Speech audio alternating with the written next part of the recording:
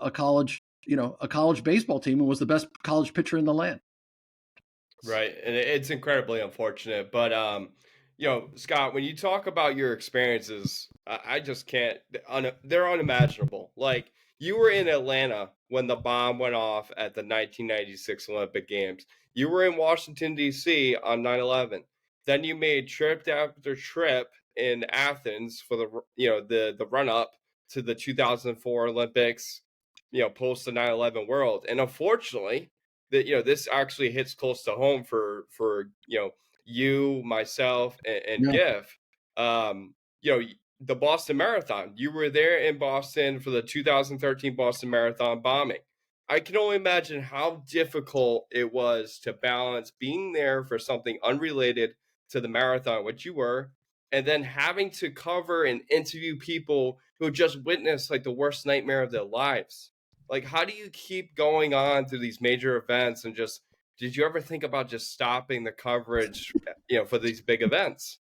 Well, I mean, first of all, you have to understand, what you just said. I mean, I grew up with no money, and journalism. I happen to be a part of journalism when it still was a going industry where they actually paid people to go around the world and do stories. I mean, I was in a soccer riot in 1990 at the World Cup. There. I've been to a lot of Grand Slams, a lot of Olympics, like you said. But look, I love sports, and I love how they reflect the cultures in which they happen. And by the way, the thing about the Boston Marathon, I got so lucky on this part of it. Like you said, I was in Boston. I was in Cambridge in a hotel. I think it was Cambridge, Yeah, it's and Cambridge. and Yeah. and I was not anywhere near the bombing site when it went off. And of course, when the bomb happened, everything got shut down. There was no going over there at all to like try and do the story. And this was a Monday, as you guys know, Patriots Day. Monday is when the magazine closes. And and literally I get a call, like, I mean, this is, I don't know, 10, 11 o'clock in the morning. And my boss says, well, you got to write something about the Boston Marathon. This is happening right now. You're there. I'm like, yeah, but I'm in a hotel. And it just so happened that that hotel was a runner's hotel. So I went down into the lobby, and it Wow. just so happened that all these runners were coming back from the race. And and I literally had an hour. I had basically an hour. Now I worked for a newspaper for 10 years prior to being at Sports Illustrated. So I had written on deadline, but anybody who knows me will tell you I'm not a great deadline writer. And so literally I'm like, they're like, you got to get this in an hour because the magazine's closing. And this was what no one really remembers. They put it on the cover, incredible photo on the cover, iconic photo. It wasn't an SI photo. I believe it was a local Boston photographer. Incredible photo. So if what people don't remember is that the story was only my scorecard. It was a lead in scorecard. It was maybe, 800 words. It was not a massive breakdown of everything that happened. Basically, I talked to some people in the lobby for like 30 minutes. Then I had 30 minutes to like run upstairs and bang this thing out. But the photo is what people remember.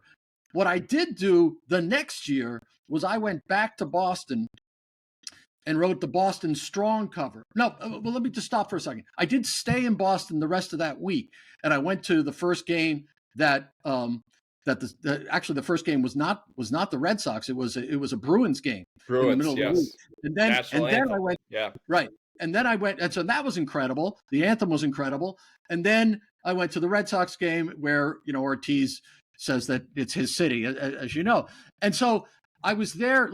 And by the way, you couldn't really leave town either. So they're just like, stay. So then I stayed. And I think I wrote another story the following week for SI. Might have been a cover on Boston that ran. But for me, now that was just like run and gun. You got to deal with it. But to be in the city at that time and feel that pain and that renewal and that triumph, in the face of it, meaning this is our city and we're not going to be beaten up by this, was an incredible, and also the manhunt. Like, so I'm there for all that, right? But for me, the next year I went back and I wanted to like sort of understand what the marathon meant to the city. and why it was so important.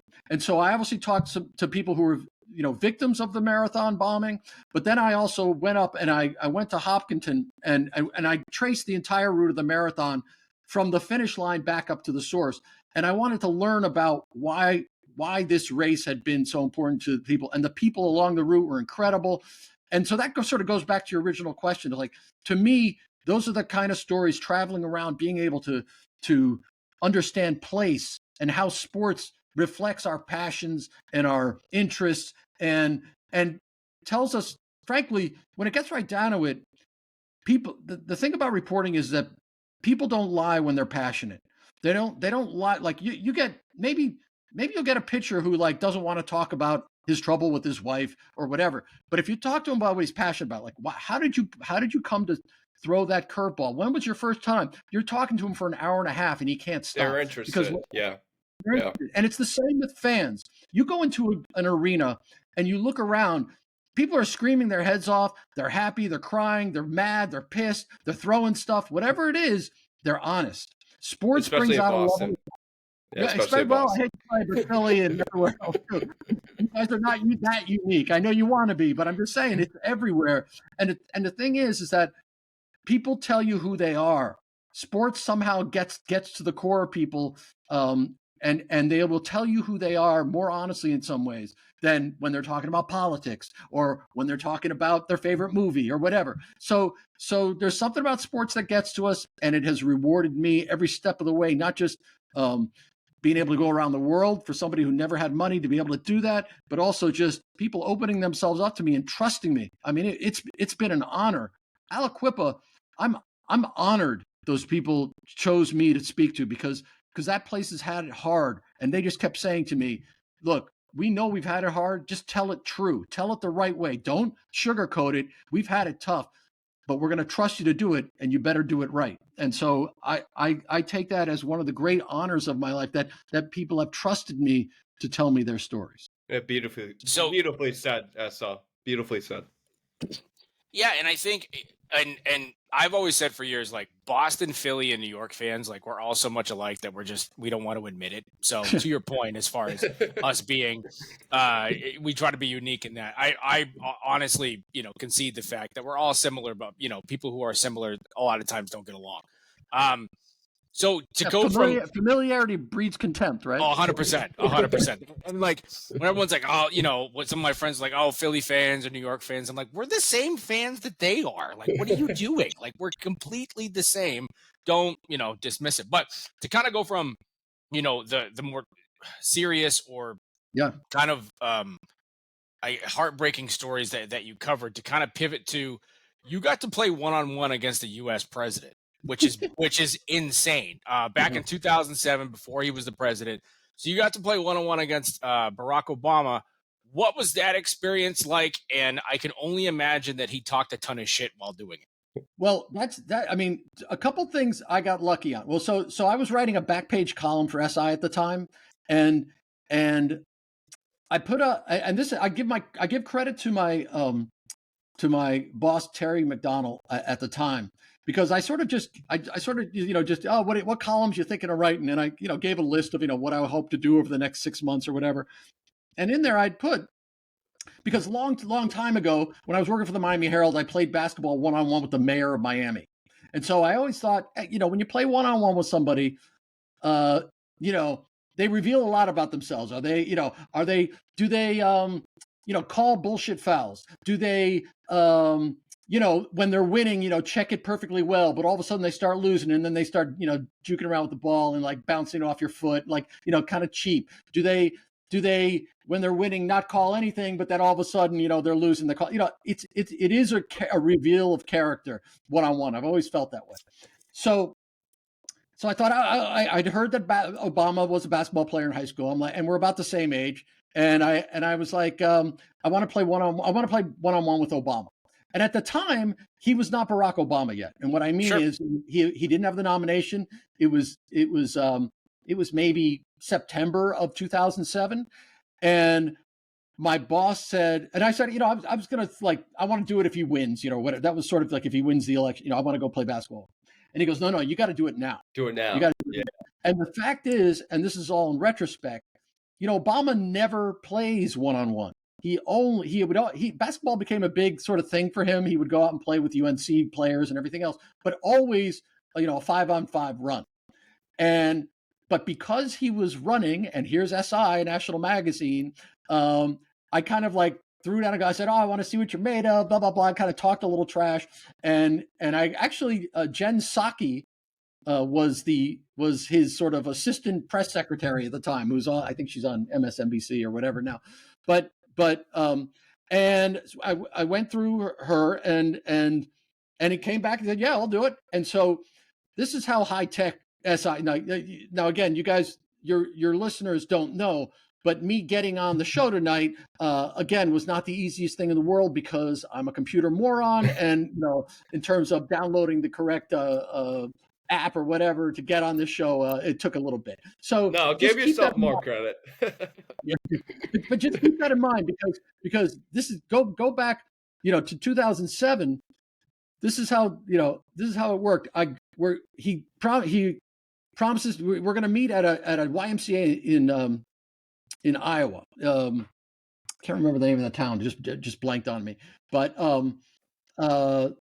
we and I realized just like a couple days before, I'm like, oh crap, I can't stop every after every exchange of the ball and take notes. Like I've got to just play a game. Like I can't, there's a flow of basketball, and so how am I going to, and I thought, well, I got to have somebody film this.